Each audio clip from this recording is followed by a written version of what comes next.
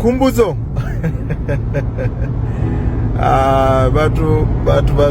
Batu bono tenda murena. Bochimbilo na rine lwendo utorei. Rina mwana wa miyashu hoi ringasimulate na mini. Mudzimu wa approve bari nipe chelede. Bari nipakele chelede uri phakha juice na iwe.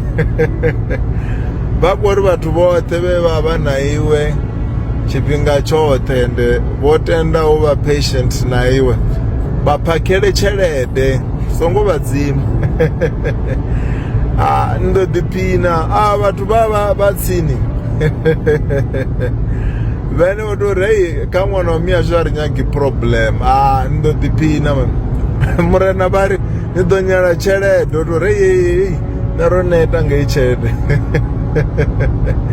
Bari la chelede inda ko blessa na bamwe bathu sena mini bene bona benda dando to usumbedza uri uthusa nyina so nisongo mangala chimwe nedo sokuvuana na una chelede bangano iva guy bado uri ba go ahead mari bagori ari thuse bathu bothe zvino.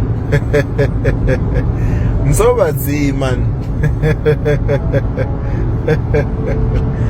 ngandani ene vatamzuvene na wanori nichivapatsi chete vone vavo umbulo gidima zvigoma mutando uri umuna zvavo zvitanganane mara rine rikothusa mbilu yarineyo chena uri ripevo vathu vovo vatakale vonavoneko vadhilavo svi zvinobva murena mara veutonipa chete nivanombulo gidima zvigoma mutanda utori omuna zvavo zvitanganane ndiyamba zviva zvikuitirwa mina vana vashe ngori rine ro rari koshuma riva rodhivudza uri rikwagothusa vathu uri vathu vovona vanhu vadhivhela vokuchironi namini zvothe mara ndowana mumwe rari ukoniplanirawo zvasashumi pedzi zvavuloi pedzi.